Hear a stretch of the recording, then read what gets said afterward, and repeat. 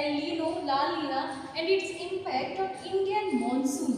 Well, Indian monsoon is a global circulation. जो India का monsoon है हम उसको ग्लोबल लेवल पे बात करते हैं। अब हम बात करते हैं नॉर्मल कंडीशन की। जब एल नीनो नहीं होता है तो नॉर्मल कंडीशन कैसी होती है? नॉर्मल कंडीशन जो ट्रेड विंड्स रहती हैं वो मूव करेंगी ईस्ट टू वेस्ट पैसिफिक में।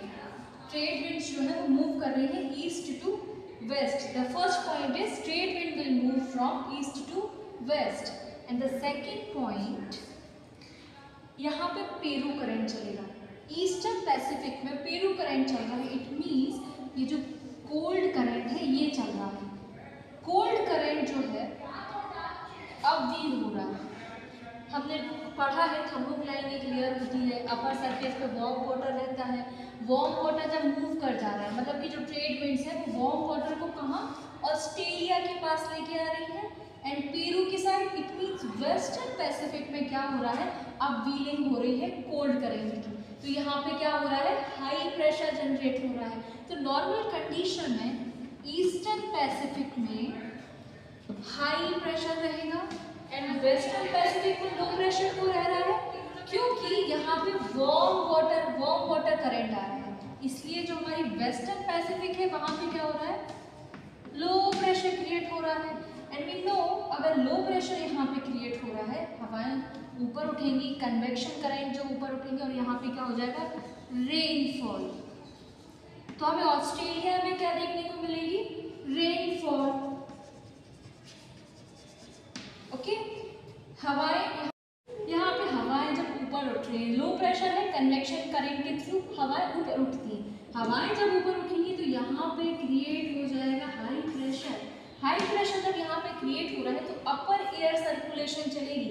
अपर एयर सर्कुलेशन मूव कर रही है और शिंक डाउन हो रही है। जब शिंक डाउन होगी प्रेशर के साथ तो यहाँ पे हाई प्रेशर फिर से क्रिएट हो जाएगा मतलब और स्ट्रॉन्ग हाई प्रेशर क्रिएट हो जाएगा। सेम प्रोसेस फिर चलती रहेगी। तो दिस इज एक अपर सर्कुलेशन भी चल रहा है और एक वाटर करंट का सर्कुलेशन भी चल रहा है। This is called the walker circulation और इसको हम हार्डली का जो सेल है उसका मॉडिफिकेशन भी हम कहते हैं।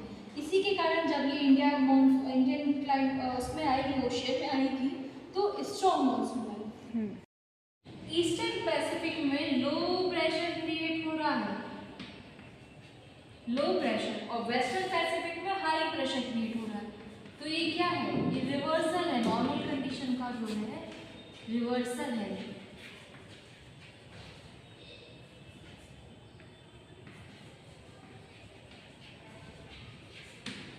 तो this is called El Nino. अब हम देखते हैं इंडियन कॉन्टिनेंट में कितने केसेस हैं और कैसे इम्पेक्ट करता है। अब हम एल नीनो की इंडिया में जो सिचुएशन है मतलब 3 केसेस में देखने को मिलता है। कई बार न्यूज़पेपर वाले बोलते हैं पब्लिश करते हैं कि एल नीनो आया पर इंडिया के मॉनसून पर इस बार कोई अफेक्ट नहीं हुआ उसका। दूसरे केस में बोलते हैं कि एल नीनो आया और भारत के मॉनसून पर इतना इम्पैक्ट हुआ कि बहुत ज़्यादा बारिश हुई। तीसरा केस हमको दिखता है कि एल नीनो आया और भारत में अकाल पड़ा।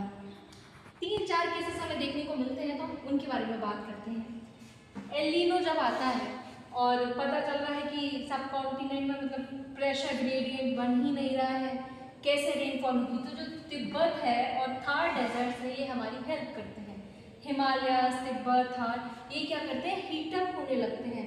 हीटअप होती है एयर इसकी यहाँ पे इंडियन ओशियन में जब जाती है तो यहाँ पे क्या है नॉर्मल मानसून आ जाता है। ठीक है यहाँ पे हाई प्रेशर क्रिएट होगा तो यहाँ पे नॉर्मल मानसून आ जाएगा। तो केस नंबर 1 है नॉर्मल एल नीनो का।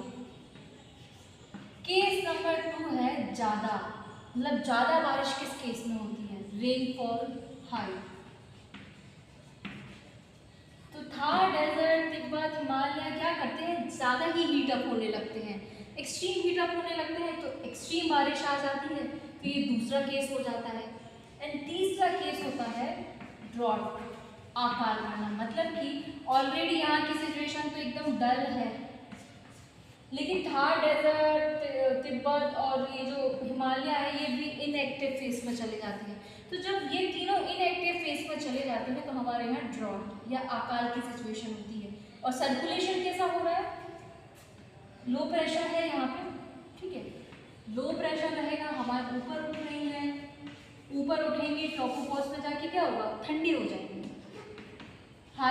लो प्रेशर यहाँ पे है, हवाएं ऊपर उठ रही है। लो प्रेशर कहाँ है, थार डेजर्ट, तिब्बत और ये हिमालय की हम बात कर रहे हैं।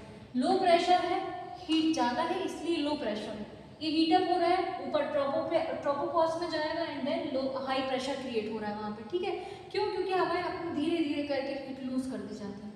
अब हमें पता है कि विंड का मूवमेंट कैसे रहता है, high pressure to low pressure. As comparatively यहाँ पे लो प्रेशर रहेगा, कंपैरेटिवली लो प्रेशर रहेगा।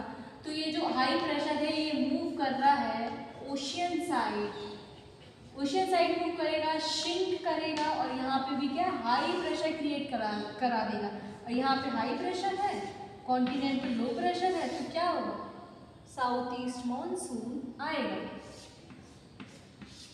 और क्या होगा, कभी केसेस हैं नॉर्मल रहेगा, ज़्यादा हीट करा रहा है तो ज़्यादा रेनफॉल होगा, और इनएक्टिव फेज में है तो ड्रॉट।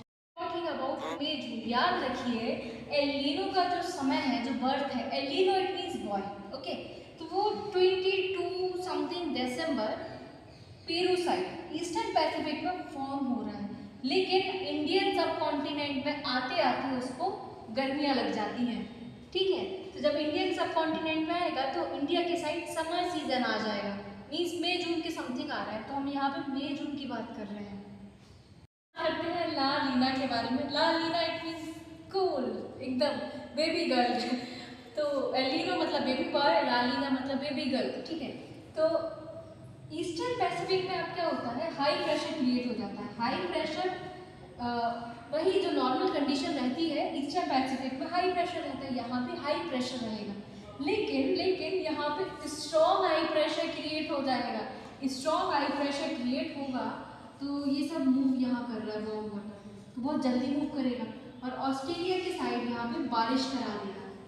बारिश करा देगा, सेम वॉकर सर्कुलेशन यहाँ पे भी चलेगा, लेकिन बारिश यहाँ पे ज़्यादा करा रहा है तो इंडियन सब कॉन्टिनेंट पे एक्सट्रीम मानसून चला जाएगा। Strong monsoon India subcontinent में देखने को मिलेगा। तो La Nina it means heavy rainfall, यहाँ पे भी रेनफॉल ज़्यादा करा रहा है।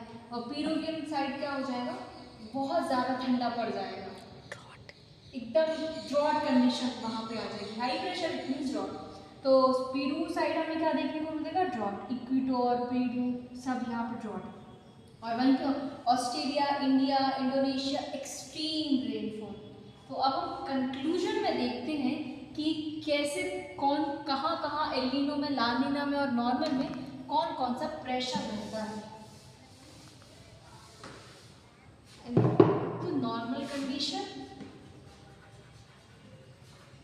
कंडीशन में eastern Pacific and western Pacific. Eastern Pacific जो है वो हाई प्रेशर रहेगा ईस्टर्न पैसिफिक में, वेस्टर्न पैसिफिक में लो प्रेशर रहेगा।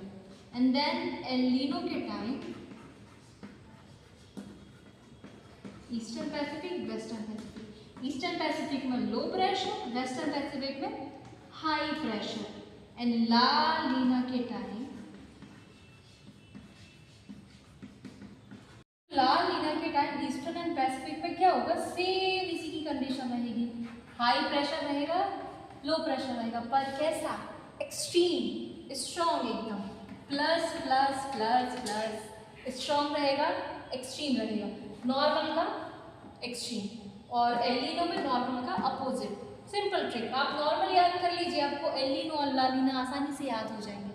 So this is all about El Nino, La Nina and how it is impacting our Indian subcontinent। और इसके कारण देखिए एग्रीकल्चर को इम्पैक्ट पड़ रहा है, जो स्पेशली खरीफ क्रॉप्स हैं उनको आकार बिल्कुल ड्रॉट पड़ जा रहा है, या तो एक्सट्रीम रेनफॉल होगी, जेट स्ट्रीम जो है वो साउथवर्ड शिफ्ट हो जा रही है, ट्रॉपिकल जेट स्ट्रीम जो है साउथवर्ड शिफ्ट हो जाएगी। तो ये इंडिया सब कॉन्टिनेंट पे मेजर इम्पैक्ट डालेगा। Thank you for watching.